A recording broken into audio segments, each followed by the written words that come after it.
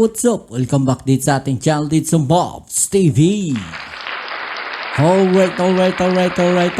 So welcome back dito sa ating channel mga kababayan. At ito na nga, no, gagawa na naman tayo ng isang reaction video at komentaryo mula po dito sa channel ni PH TV.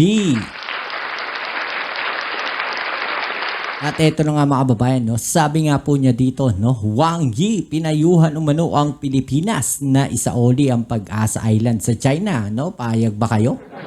Isasaoli daw ng Pilipinas ang Pag-asa Island sa China. Dapat umiwas sa gulo. Yan ang ating alamin at pag-uusapan. Sino ba gumagawa ng gulo sa West Philippine Sea? Pilipinas pa o China? I-comment down nyo dyan sa ibaba at atin yung pag-usapan, right? Sigurado maraming magagalit na naman dito ng mga kababayan natin sa ginagawa ng China. Alright, so yan muli, no? Maraming salamat sa lahat ng mga patuloy na nakasuporta dito sa ating channel. Don't forget to subscribe sa channel PH TV. At kung ikaw ay bago pa lang dito sa ating channel, aba, ano pang hinihintay mo? Kayo'y aking iniimbitahan na pakisubscribe po ang ating channel at i-click ang notification bell para ma-update kayo sa mga latest video uploads natin at i-like nyo na rin po ang ating video, alright? So, huwag na natin patagalin. Umpisahan na natin to. Let's go. PH TV.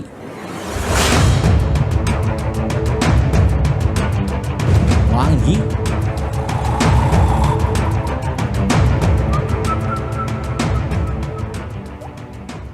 Iniulat na sinabi umano ng Chinese Ministry of Foreign Affairs na dapat umanong isauli na ng gobyerno ng Pilipinas ang Pag-asa Island sa China upang makaiwas ang bansa sa gulo at bagsik ng Chinese military.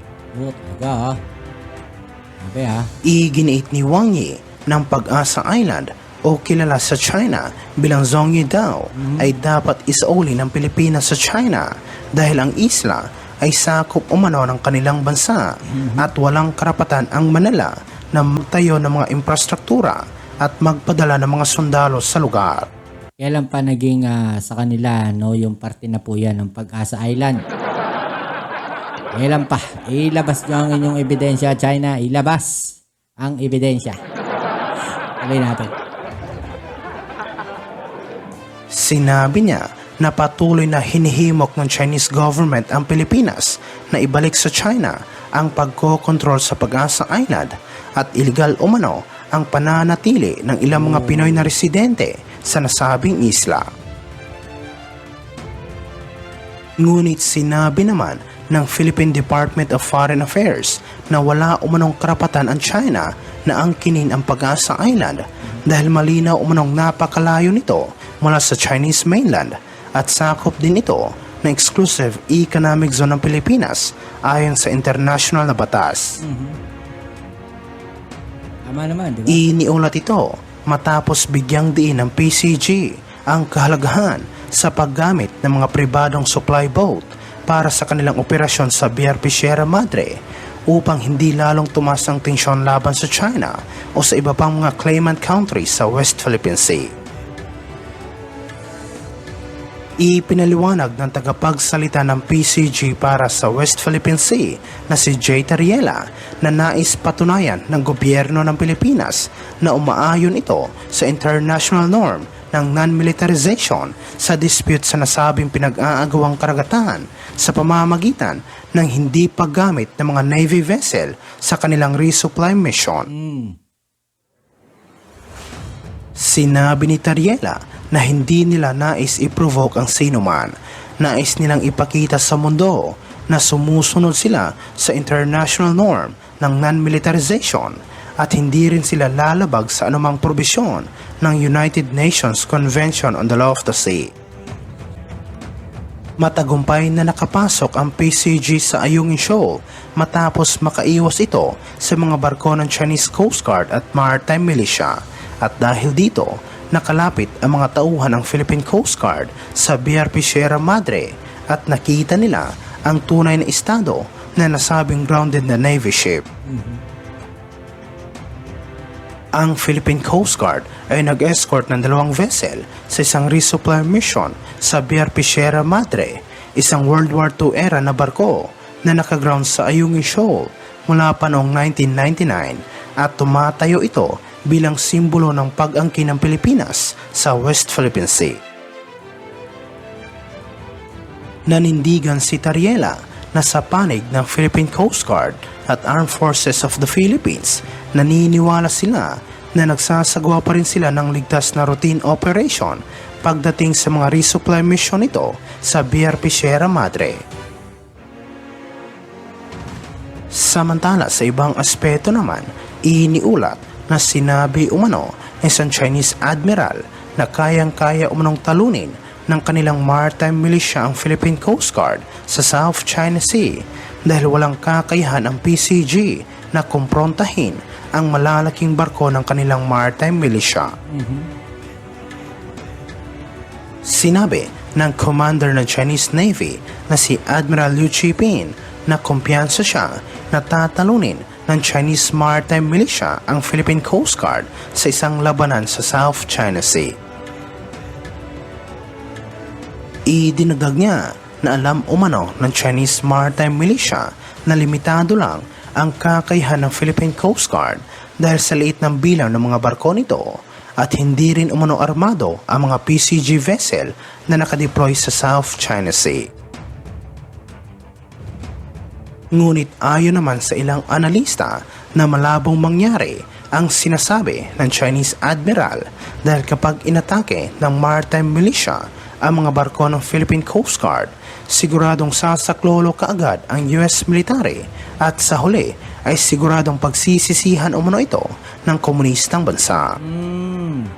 Sigurado yun, no? Iniulat ito matapos sinabi ng Philippine Coast Guard na naidokumento nito ang 38 Chinese vessel na nagkukumpulan malapit sa Ayungin Shoal sa ginawa nitong pinakahuling resupply mission sa BRP Sierra Madre. Sinabi ng tagapagsalita ng PCG na si Commodore J. Tariela na ang kanilang nabilang at na-detect ng mga Chinese vessel sa ginawa nitong resupply mission ay 16 na maritime militia vessel, 12 Chinese militia vessel, 5 China Coast Guard vessel, at 5 People's Liberation Army Navy vessel.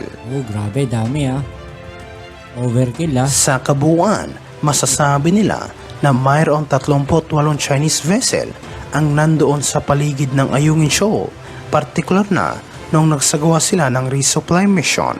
Ngunit nilinaw ni Tariela na hindi lahat ng 38 Chinese vessel ang sumali sa ginawang panghaharang laban sa mga PCG vessel. Sinabi niya na batay sa kanilang ibinigay na presentasyon, mayroon lamang 6 na Chinese Maritime Militia vessel at 5 Chinese Coast Guard vessel ang aktibong sumali sa ginawang blocking operation laban sa Philippine Coast Guard.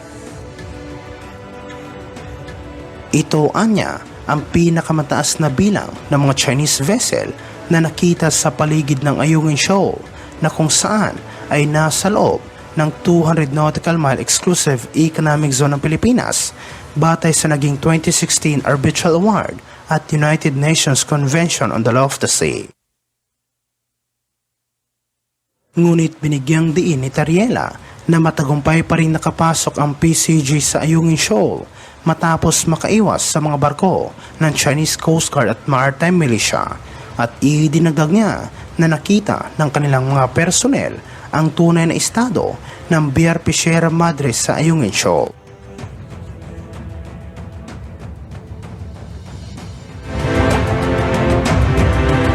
Alright, so yan mga babayan, no? Kayo, ano masasabi ninyo, no? Na kung saan sinasabi nga, no, na walang tapat o walang laban, no? Itong Philippine Coast Guard, no? Diyan po sa tropa ng China Coast Guard, imagine niyo naman, no, mga kababayan, sa dami-dami pa naman. Overkill na overkill Ilang piraso lang yung mga barko ng Philippine Coast Guard, ang liliit, tapos yung mga barko ng China, ang lalaki. Diba? Hindi ba naman sila tanga Imagine niyo. Sabihin nila walang labang, kaya nilang talunin, no, yung Philippine Coast Guard. Alisin nyo yung mga militia vessel nyo dyan. Tignan natin. Ano? Nalulusutan nga kayo Alright, so yan muli. Maraming salamat sa lahat ng mga patuloy na kasuporta dito sa ating channel. At syempre kung bago ka pa lang, please don't forget to subscribe, like, share, at comment dyan sa comment section. Kita-kits tayo sa ating next video. Ito muli yan yung Kuya Mobsit sa Mobs TV. Peace. I'm out.